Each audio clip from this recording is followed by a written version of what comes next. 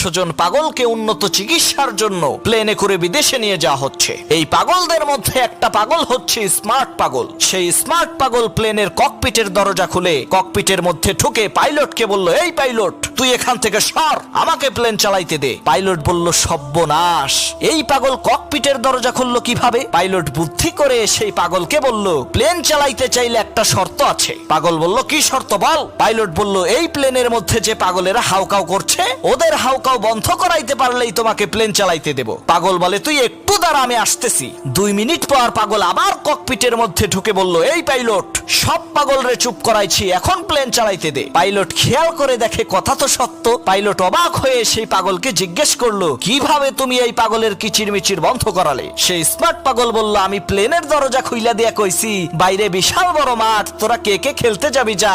সব পাগলেরা মেঘের রাজ্যে খেলতে গেছে।